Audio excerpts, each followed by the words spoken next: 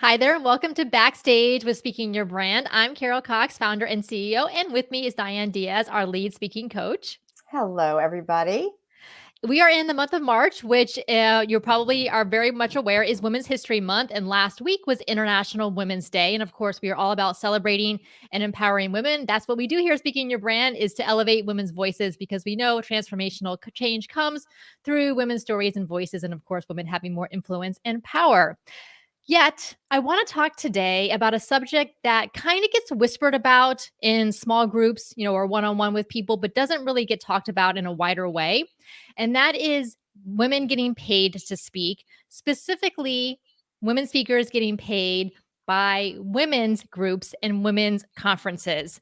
And trust me, I talk to event organizers. I know there are so many reasons why, uh, you know, they can't pay their women speakers and what have you. And I would love for this to be actually an open conversation. If you're watching live or in the replay, say hi to us in the chat. And if you're watching live right now, definitely say hi to us. And if you want to come on camera, we can invite you into StreamYard, which is what we're using right now. It's really easy to use. And you can come on and have a little discussion with us as well. Or you can just use the comments, whatever you feel comfortable with. So we're going to talk today about why events and conferences got in the habit of not paying their speakers, why women run events tend not to pay their speakers. And trust me, I know it's not just women run events, it's events run across the gamut, but these are the events that Diane and I go to and like we speak at so much. So we've seen this over and over the years. We're going to talk about our policy here at Speaking Your Brand and on paying our own guest speakers. And then we're going to wrap up with, as a speaker, here are some tips that you can use for negotiating your speaking fee. All right, Diane. So we've been on the speaking circuit for a very, very long time. Okay, well, we're not that old. Well, a while. I'm gonna say hi, Kathy. Nice to have you here. And so I know we've spoken at a lot of women's organizations and events. We've attended a lot of women's organizations and events over the years in person, and then of course now virtually for the past couple of years. And what has been your experience regarding the events and organizations that you've either attended or spoken at? Yeah, well, they've been amazing events. I mean, I've attended some really great events, conferences, group meetings, professional associations. They've been wonderful events. My experience has been that they do not pay. None of them has ever paid, as far as I know, paid a speaker, whether it be a keynote speaker, breakout session, or anything. In fact, I spoke at a very large conference and did not get paid. So actually a couple of conferences. All right. So, and I know that there are so many benefits for speaking at events and conferences, and we talk about this all the time with our clients in the Thought Leader Academy. That there is a time and a place to speak for free. There are benefits you can get if you want to connect with a particular audience, if you want to connect with those event organizers, if it has a really great venue and a really great stage, and you can get really great looking Yes. videography. For that may be a reason to speak for free. It also could be that you're just getting started and you want to test, or you want to test out some new material. And you know that you can find like a smaller group, a local group that feels lower stakes. And in that case, it may make sense to do that. Yet, I'm going to say this is a big and a big yet. I still feel like as speakers, we should be compensated not only for our time, the time that we're there, but all the time in prep and that it takes, but also just our own expertise and the countless hours that we have put in to getting to the point where we can deliver a really great presentation in the allotted amount of time. Yes, I completely agree with that. And that has come up for me in at least one situation that I can think of where I was asked about possibly speaking at a very large conference for women. And it was a short sort of TED style talk. And when my fee was brought up, the comment was, well, it's only 10 minutes. It doesn't take. I said, well, actually, it takes more effort to create an effective short 10-minute talk because it has to be very concise and impactful. And in those 10 minutes, you really have to deliver. So really, it's harder to do that. It is. And I think Abraham Lincoln famously said, like, it's much easier to, go right on and on for pages and pages than it is to be really succinct. And so the Totally. same thing with speaking. And so I Yeah. want to just talk a little bit about kind of theorize why events got in the habit of not paying their speakers. Now, I have not done any research on this. I do not know if there has been research done on this. I'm just going to theorize kind of what I think happened is Mhm. that I have a sense that, back in the day, this, I would say, kind of even like up until the late 1990s, early 2000s. So kind of like pre-internet or early internet. I feel like a lot of conferences and events did pay their speakers because a lot of speakers had to travel, right? So there was travel involved and they knew that they were booking a particular person who was credible on that topic. And I feel like they kind of wrapped that up into their budget. Now, of course, I'm sure there were exceptions to that. I feel like though, with number one, the explosion of the internet, where all of a sudden information became ubiquitous Mhm. and it became free to find and free to consume. Therefore, presentations kind of felt like free content in the same way. And then number two, I feel like back in the day, if you were speaking for free, there was the assumption that you could give a sales pitch or you were kind of doing it as a sales presentation for the company that you were working for. And then what happened with the explosion of so many conferences, in the past, I would say 10 to 15 years. And at first, the speakers who were speaking for free, say in those conference breakout sessions, they would pitch their stuff. And then Mhm. what happened? All these conferences said Same. no Right. selling from the stage. So all of a sudden you're speaking for free, you're not getting compensated, and you can no longer even pitch what it is that you do in your business or your product. And I understand because all of a sudden presentations became all sales pitches. Mhm. And so as I like Diane and I are marketers, so we can say Right. this, marketers ruin everything. Yeah. Right. Yes. But I think that's kind of what ended up happening is like this switch between the credible experts who were coming in and compensated or giving a sales pitch and not being compensated into this like muddy middle where you're not getting compensated and you can't pitch at the same time. Yes, and that's a really great point. And I wonder too, it just dawned on me too that when I used to work in as a marketing director, there was this idea that you send out press releases and it's free exposure, right? And so I wonder if there's that connection. And then, like you said, with the internet now and content is ubiquitous and it's just everywhere, the idea that, oh, but you're getting exposure, that comes up a lot. That's as if the exposure is your payment. Well, we know exposure doesn't pay the bills, right? So I wonder if that somehow plays in there, that on their end they're seeing it as the exposure being the payment, when in reality that doesn't necessarily lead to any sales necessarily. Correct. Right. Yeah. Sometimes it can, sometimes it can't. Right. Like but there's also, and here's the thing with, quote unquote, traditional media publications like Hmm. magazines and newspapers, and even going on, say, TV news, you can't pay them for that. I mean, Right. that's an advertisement, then that's clearly marked as an Right. advertisement. You can't pay them for that. But in a sense, you're getting exposure. But guess what? You're probably not spending 20 or 30 hours creating a Exactly. presentation, creating For a content to specific audience. for a And specific audience to go yes. deliver to that newspaper article. They're doing an Right. interview for you and then they're writing about you. Exactly. All right, so let's dig into these women run events and organizations and conferences. And again, if you're watching live or in the replay, I would love for you to chime in on what your experience has been getting paid to speak or speaking for free and so on.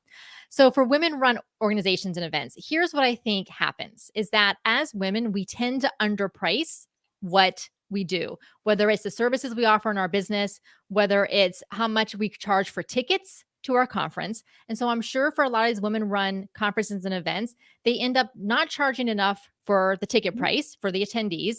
So they end up not probably getting sponsors. A lot of the big conferences you'll notice, they get big sponsors who Oh, foot yes. the vast majority of the expenses of that conference. The tickets are kind of like an add-on, like the sales Mhm. price of the tickets. But for women events, I don't think they go after sponsorships as much. They don't sell themselves to sponsors. They don't charge enough for their tickets. And so I Mhm. understand their budgets are tight. And I feel like that's the trap they get into is in that Mhm. and I understand they can't pay their speakers because they literally don't have it in their budget to do Right. so. Right. Yeah. You can't pay your speakers if you're trying to pay your videographer, the venue, the people putting on the event, the catering, all that stuff.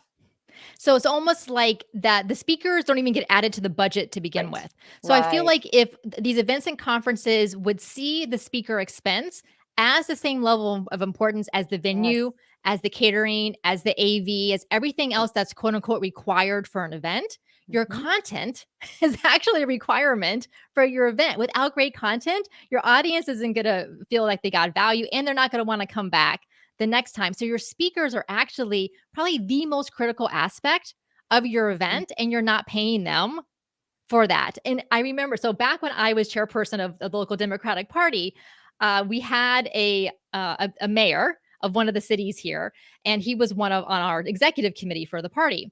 And I remember him telling me that he actually preferred to have paid staff members help him with his campaign rather than volunteers.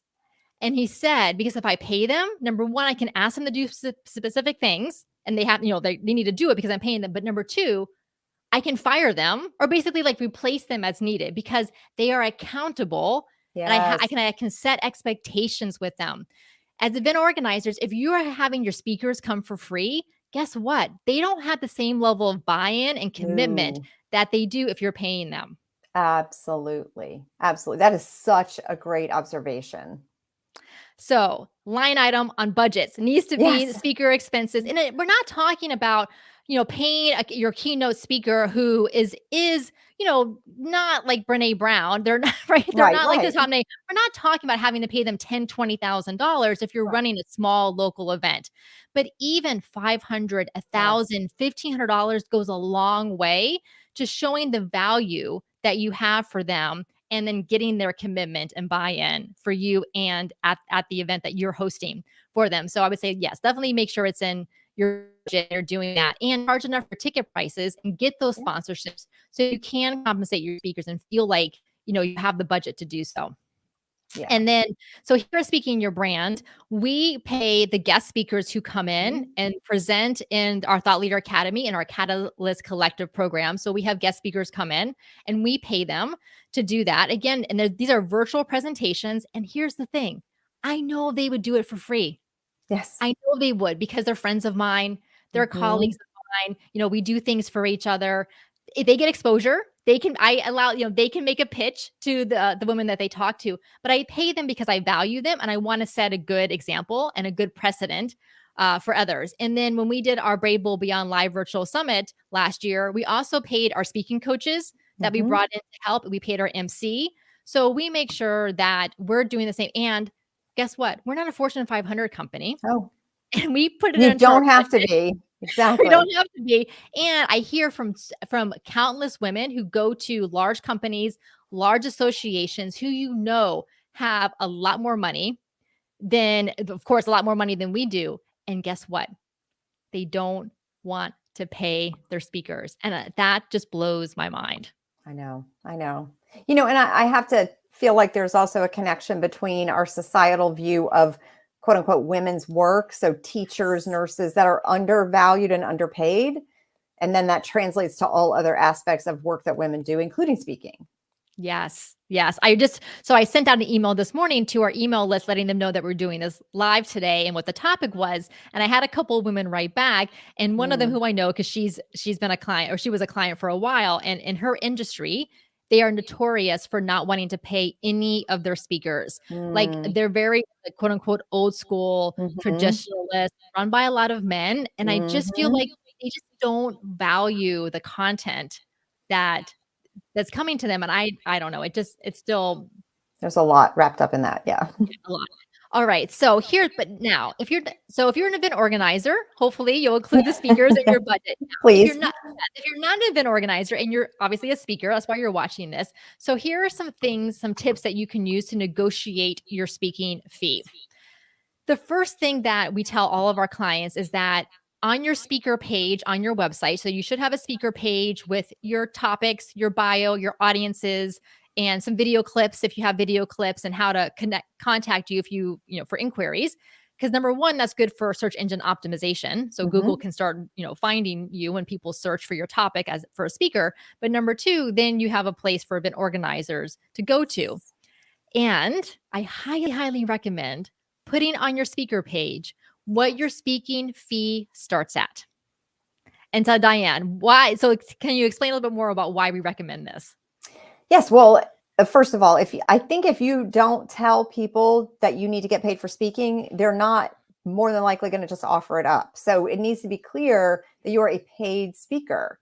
And whatever that starting amount is, whatever makes sense, it also gives you room to negotiate. So if you say speaking fees start at $1,000, then anybody who didn't have the budget or doesn't want to have the budget or doesn't want to pay, they're out, right? They won't contest. So you're kind of weeding out those who don't want to pay, which is great, but you also can give yourself some room to negotiate. If you say starting at, depending on if it's a larger audience or a different topic, and it could be, you could say, okay, well, for that it's $2,000, but it gives you the opportunity to make it clear that you are a paid speaker.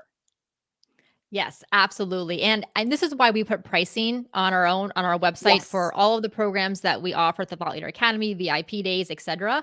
Is because number one, I think it honors you as the prospective client. So you know right away what to expect, what the pricing is. But then it also, frankly helps us on our end because we want to be able to spend our time on consult calls, like Yes. really digging into what is it, what are your goals, what are the challenges that you're facing right now? How can we work together and how can we help you? And we don't want pricing to be a surprise at the Right. end of that conversation.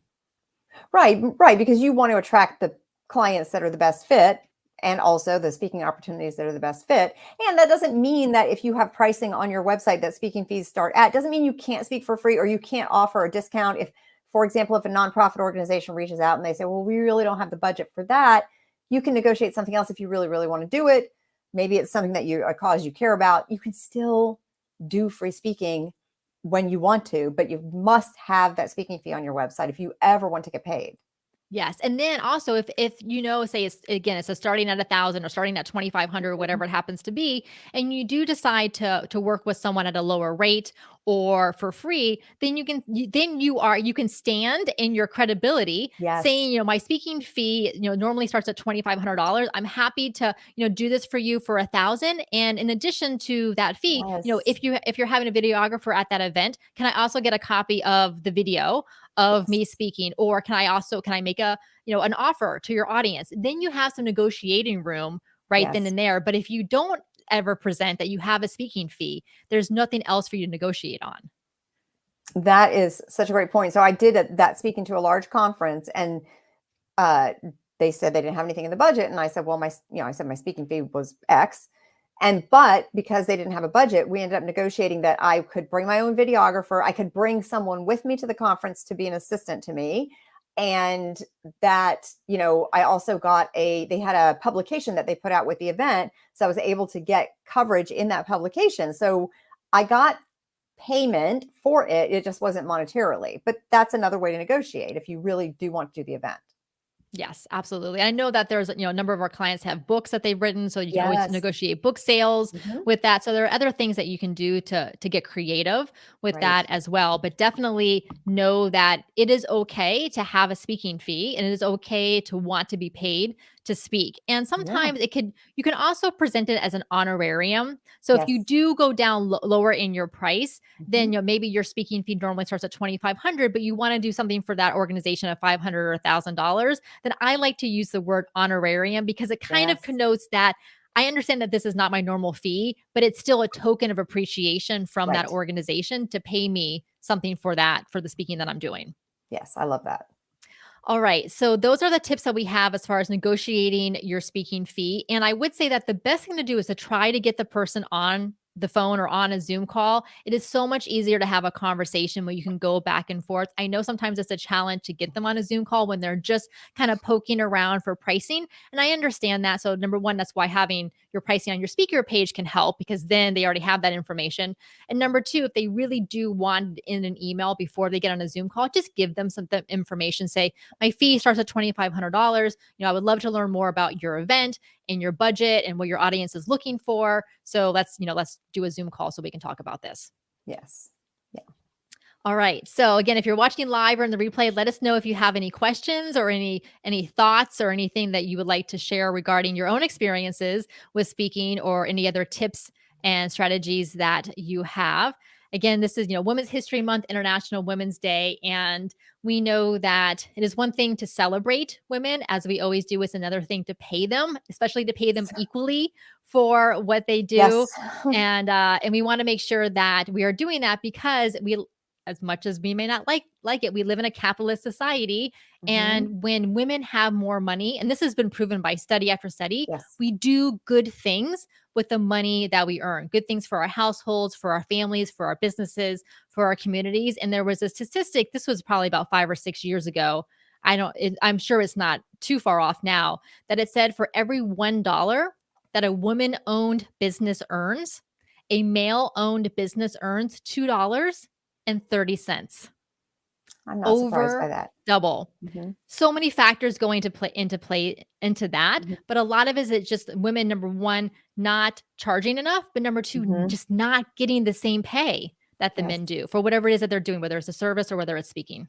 Yes, and I would say to that point, although this isn't to blame the women who are speakers, but I think Mm. if we want to start getting paid, we have to start asking to get paid.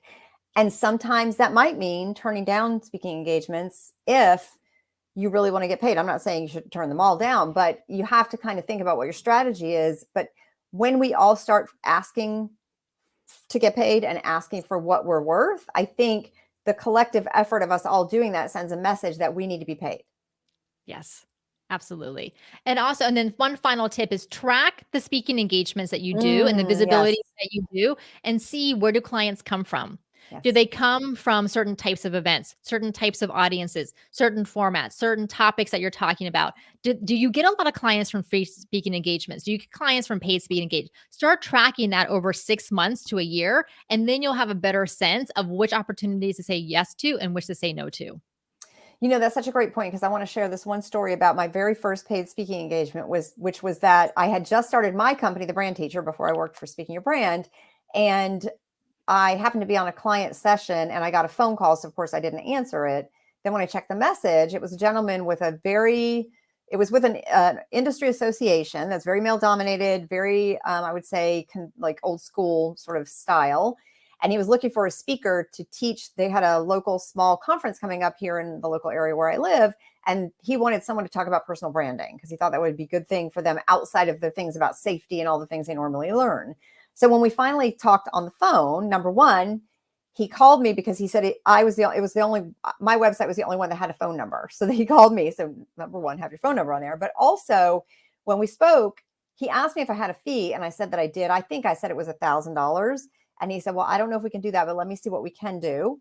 So to his credit, he went back to the organization and he said, listen, we really want her to come speak. She does have a fee. What can we pay her? This is her fee. What can we do? So he came back to me. He said, typically we don't have a budget for this. However, I would like to honor you and honor your time and your knowledge and he called it an honorarium, by giving you a $500 honorarium to speak. And I said, well, I appreciate that. And I will definitely do it. So I so appreciated the ability to even negotiate that. And coming from a very male dominated and sort of kind of old school organization, he understood the value of what I was bringing.